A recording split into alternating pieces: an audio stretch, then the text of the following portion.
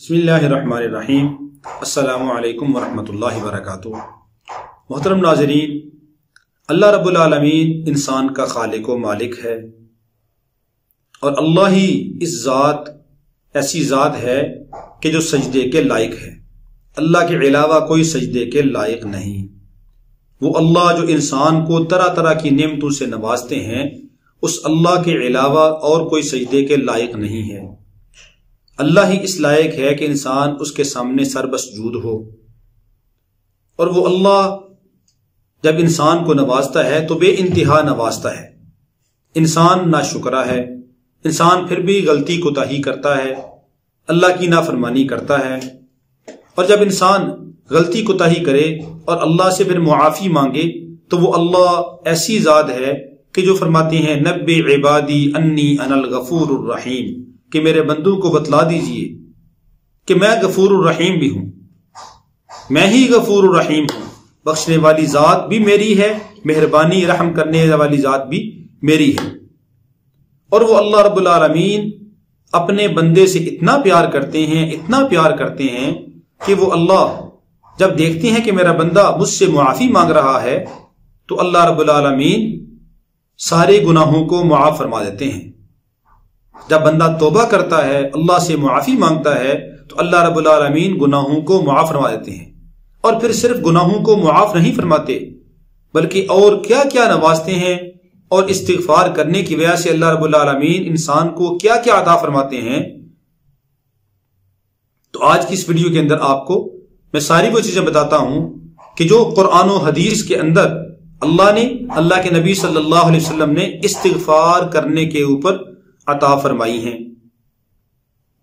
سب سے پہلی چیز کہ اللہ رب العالمین فرماتے ہیں، حدیث قدسی ہے کہ اللہ رب العالمین فرماتے ہیں یا ابن آدم لو بلغت ذنوبک عنان السماء ثم استغفرتنی غفرت لک ولا ابالی، کہ میرے بندے تیرے گناہ آسمانوں کی بلندی تک پہنچ جائیں، آسمانوں تک پہنچ جائیں، پھر تم مجھ سے معافی مانگے میں تجھے معاف کر دوں گا، ولا ابالی، اور مجھے اس کی کوئی پرواہ نہیں ہے۔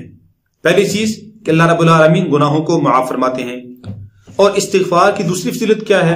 اللہ رب العالمین نے قرآن پاک کے اندر سورہ نوح کے اندر فرمایا یجعل لکم جنات ویجعل لکم انہارا، اللہ فرمایا استغفروا ربکم انہ کان غفارا یرسل السماء علیکم مدرارا ویمددکم باموال وبنین ویجعل لکم جنات ویجعل لکم انہارا۔ استغفار تم کرو، واللہ گناہوں کو معاف فرمانے والا ہے، واللہ تمہیں کیا دے گا؟ باغات دے گا، اور تمہارے لیے نہریں مہیا کر دے گا، تمہارے لیے نہریں چلا دے گا۔ اسی طرح فرمایا یرسل السماء علیکم مدرارا، اسی سورہ نوح میں فرمایا۔ تیسری چیز کیا فرمائی کہ تمہارے اوپر استغفار کی برکت سے اللہ رب العالمین موسلا دھار بارشیں برسائے گا۔ بارشیں بند ہیں جیسے آج کل ہے کہ بارشوں کی ضرورت ہے، تو فرمایا استغفار کرو، کثرت سے استغفار کرو، اللہ موسلا دھار بارشیں برسا دے گا۔ بارشوں کا بند ہونا یہ بھی ہمارے گناہوں کی وجہ سے ہے۔ ہم استغفار کریں، اللہ رب العالمین گناہوں کو معاف فرمائیں گے اور موسلا دھار بارشیں برسائیں گے۔ اسی طرح فرمایا چوتھی فضیلت کیا فرمایا؟ اسی سورہ نوح میں فرمایا یمددکم باموال، اللہ تمہیں مال بھی دے گا۔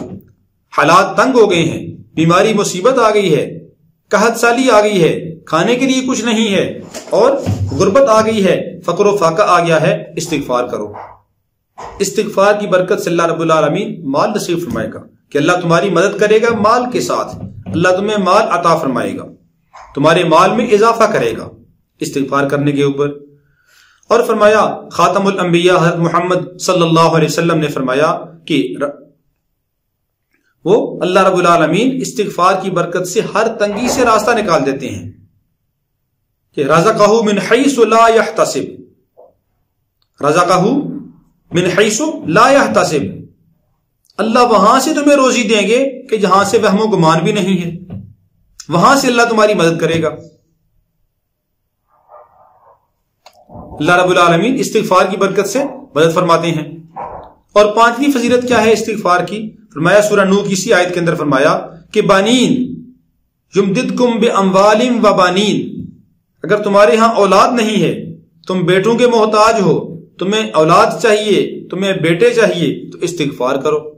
استغفروا ربکم انہ کان غفارا یرسل السماء علیکم مدرارا ویمددکم باموال وبنین، اللہ تمہیں بیٹے بھی دے گا۔ تو اس سے بڑی اور کیا نعمت ہو سکتی ہے کہ انسان کو اولاد بھی مل جائے، مال بھی مل جائے، اولاد بھی مل جائے، باغات بھی مل جائے، نہریں بھی مل جائیں، گناہوں کی معافی بھی ہو جائے۔ عمل ایک ہے، فائدے اس کے بے شمار ہیں۔ اللہ رب العالمین تمہیں استغفار کی برکت سے اولاد نرینہ نصیب فرمائے گا۔ وہ میری مستورات مائیں بہنیں اور جتنی بھی مستورات ہیں تو ان کو چاہیے کثرت سے استغفار کریں۔ اولاد کی وجہ سے پریشان ہیں تو استغفار کریں۔ استغفار کی برکت سے اللہ رب العالمین ان کو اولاد نرینہ نصیب فرمائے گا۔ جن کی صرف بیٹیاں ہیں وہ کثرت سے استغفار کریں، اللہ بیٹے نصیب فرمائے گا۔ یقین کامل کے ساتھ عمل کریں، گناہوں سے احتراز کریں، نمازوں کی پابندی کریں، اللہ سے مانگتے رہیں، اللہ کے سامنے سر پر سجود ہوں، کثرت سے استغفار کریں، اللہ رب العالمین ضرور اولاد نرینہ نصیب فرمائے گا۔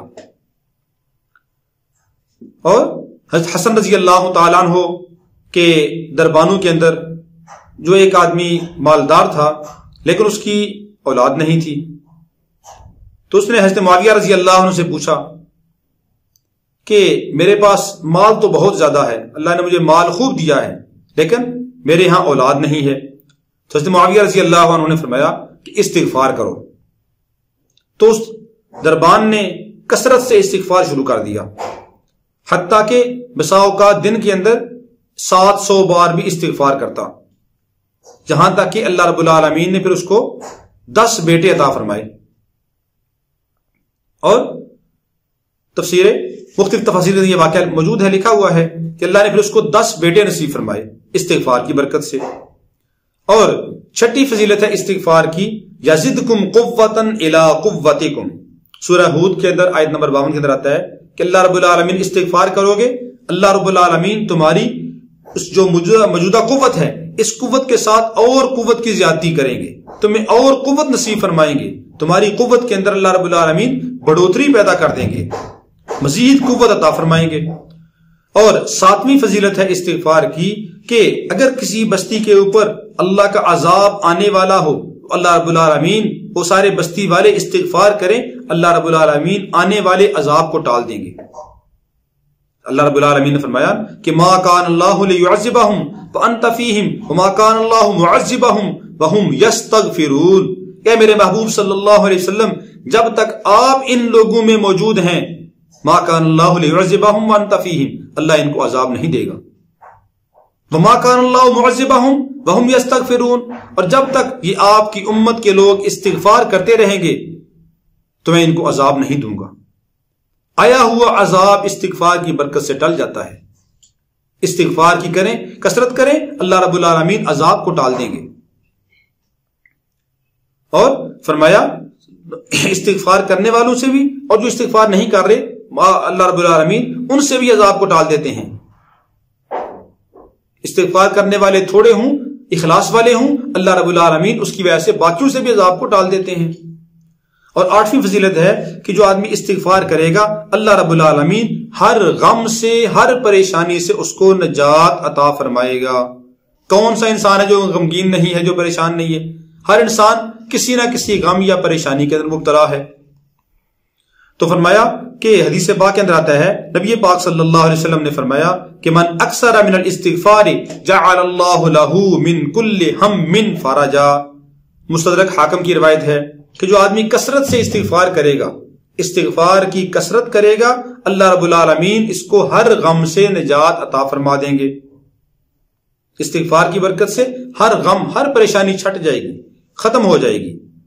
اور فرمایا کہ جو آدمی استغفار کی کثرت کرتا ہے اللہ رب العالمین اس کو مستجاب الدعوات بنا دیتے ہیں۔ مستجاب الدعوات کون ہوتا ہے؟ کہ وہ آدمی جس کی ہر دعا قبول ہو۔ فلاں آدمی مستجاب الدعوات ہے کہ اس کی ہر دعا قبول، جو آدمی جو دعا کرتا ہے اللہ رب العالمین قبول فرما لیتے ہیں۔ تو یہ استغفار کی برکت ہے۔